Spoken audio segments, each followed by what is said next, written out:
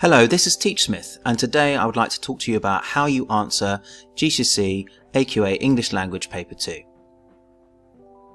Top tip 1. Ask yourself, what is the tone? Tone is so important. What is the mood? What is the feeling? What is the attitude?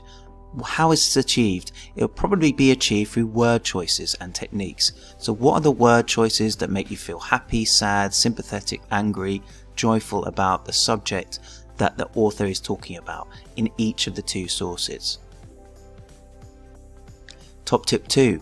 Exploring this tone, or the tone in the sources in section A, will help you write a better piece in section B, because in section B they're asking you to create the tone in the speech or the letter or the article, whatever they choose you to write.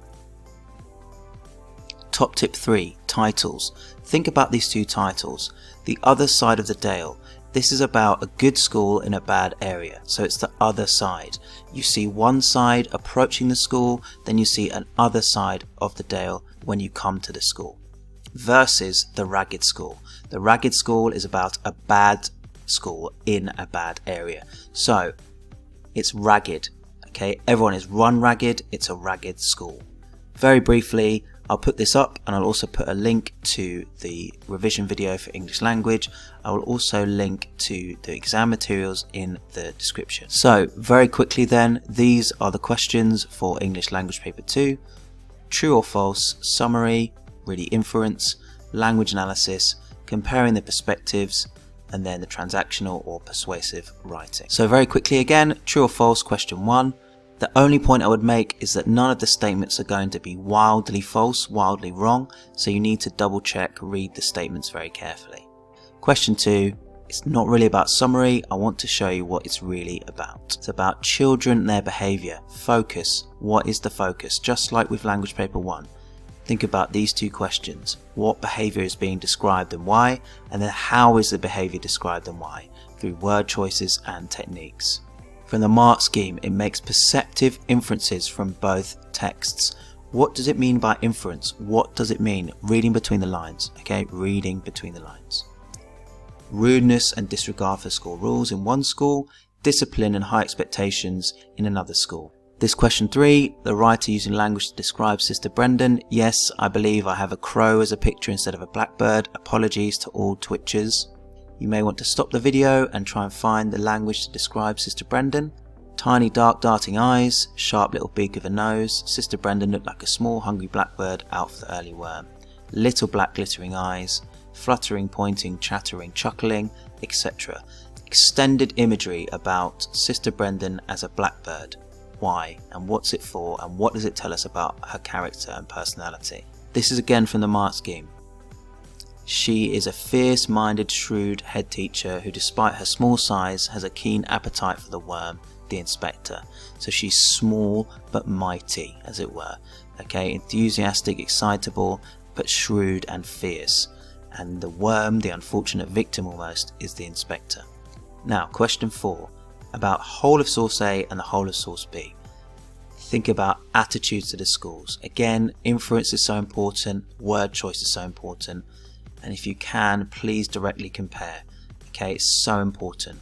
It's in the title, it's in the question. So think about beginning and end.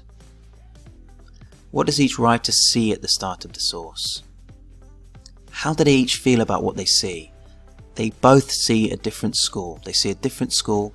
What do they see and how do they feel about it? And how do you know this? Again, through word choice. What choices do they make? Tone and inference all the time. Tone and inference, tone and inference. Both texts open with a view of the surrounding area. It's derelict in source A and squalid in source B, thereby establishing the challenges facing the schools from the outset, but giving Finn the opportunity later to contrast and highlight the achievements of the school despite the disadvantages. So Finn is the author of source A, and he's saying that despite these disadvantages, this school does remarkably well. The other side of the dale, this school does remarkably well despite the challenges. And the ragged school has succumbed, it's given in to the challenges of the area. That's the difference. Now, I wanted to link to Mr. Crawford's video on this section because I think it's excellent, but I just also wanted to give you my approach. So you'll be given a statement in section B in this case, and it will always be based on the sources. Okay, they're not trying to catch you out. You can use the sources as templates. Of course, don't plagiarize, but you can gain some ideas from it. That's the idea. So the statement reads, education is not just about which school you go to or about which qualifications you gain. It's also about what you learn from your experiences outside of school. And you have to write a speech for your school or college leavers day to explain what you think makes a good education. It's about your school. It's about your qualifications. It's also about your experiences outside of school. That's the basis for your plan. Then it's a speech to your peers, to your friends at Leavers Day to explain what you think makes a good education. So the audience is you and your friends. The purpose is reflecting on the 5 years at your school. That's the real purpose. Again, you've almost got to infer from the task in section B. The purpose is to reflect. It's not just to blandly talk about what education is. It's to reflect on what it is in the context of your experience. The format is a speech. So what persuasive techniques might go well, or what engaging techniques might go well with a speech? Humour if possible, anecdotes, maybe a list of 3, rhetorical questions, maybe repetition. Which school do you go to? What's special about it? Compare it to another school maybe. This can be fictional. What qualifications did you take? What subjects? Why? Where are you hoping they take you? What were your experiences out of school? Did the school organise it? Was it your own club that you went to that you found yourself? So this is a simple example paragraph. Will this school help me get good GCSEs? Absolutely. I'm looking forward to getting amazing grades in the summer and becoming a doctor one day. But when I think about my time here, my best memories are from Year 7 camp, Year 11 prom, and so many other things in between. Year 7 camp was exciting and exhausting. In just a few days we pedalled go-karts, climbed walls, made fire and got completely soaked. Camp not only helped me make friends, but taught me teamwork, resilience and problem solving skills. So I hope this video was helpful. Please like and subscribe if it was.